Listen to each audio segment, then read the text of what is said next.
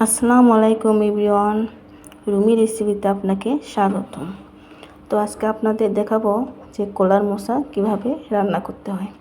তো এটা অনেক জায়গায় অনেক নামে পরিচিত। আমাদের বগুড়াতে সাধারণত এটা কলার থোর বলে থাকি। তো আপনাদের আজকে দেখাবো এই কলার মোচা কিভাবে রান্না করতে হয়।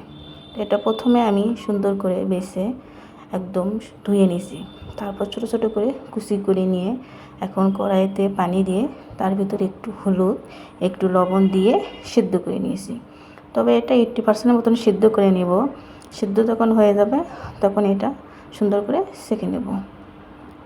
তবে এটা অনেক জায়গায় অনেকভাবে রান্না করে থাকে, তো আমি যেভাবে রান্না করি সেভাবে আপনাদের আজকে দেখাইতেছি। তো তারপরে কড়াইতে তেল দেব।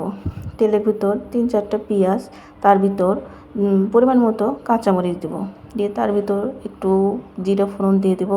তারপরে এর ভিতরে হলুদ, যেহেতু লবণ আমি আগেই দিছি তার সেজন্য লবণ আর দেবো না। তার ভিতর পানি দিয়ে একটু সুন্দর করে কষাই নেব। এখন আমি আদা রসুন বাটা দিইনি, সে আদা রসুন বাটাতে এখন দিয়ে দেবো।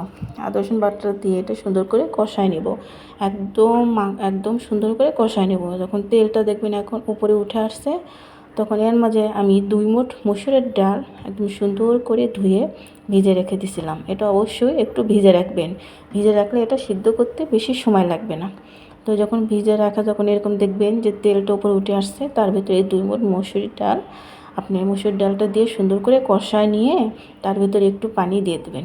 যখন দেখবেন ডালটা আপনার 80% মতন সিদ্ধ হয়ে গেছে তখন তার ভিতর এই কলার মোচাটা যে আমি সিদ্ধ করে রাখছি আগে, এই কলার মোচাটা এখন এই ডালের ভিতর দিয়ে দেব।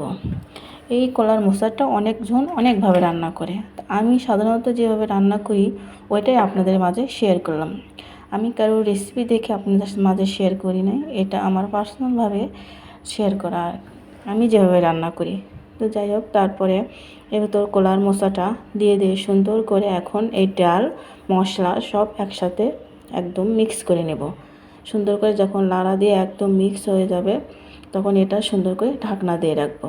যেহেতু এটা আমরা ডাল দিয়ে রান্না করতেছি তো নিচে লেগে যাওয়ার সম্ভাবনা বেশি থাকে, সেই কারণে আমরা অনবরত এটা নাড়তে হবে। আর কলার মোচাটা কেনার সময় অবশ্যই দেখবেন যেন তিতা না লাগে, কারণ তিতা যে কলার মোচাটা ওইটা ভাজি কিন্তু মোটেও ভালো লাগে না। তবে কলার মোচা যেটা তিতা না সেটা কেনার চেষ্টা করবেন। আপনার কাছে যদি মনে হয় যে তবে সিদ্ধ করার সময় একটু মুখে দিয়ে দেখবেন যে এটা তিতা লাগে কি না।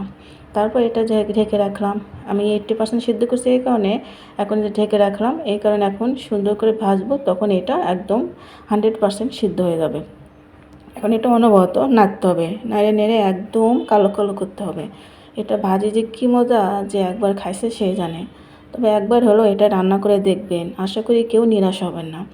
আপনারা যারা আমার ইউটিউব চ্যানেল থেকে দেখছেন তারা অবশ্যই সাবস্ক্রাইব করে রাখবেন, আর যারা ফেসবুক পেজ থেকে দেখছেন তারা অবশ্যই ফলো দিয়ে রাখবেন। তো আমার রান্নাটা এখন শেষ, আপনাদের এখন আমি ফাইনাল লুকটা দেখাইতেছি।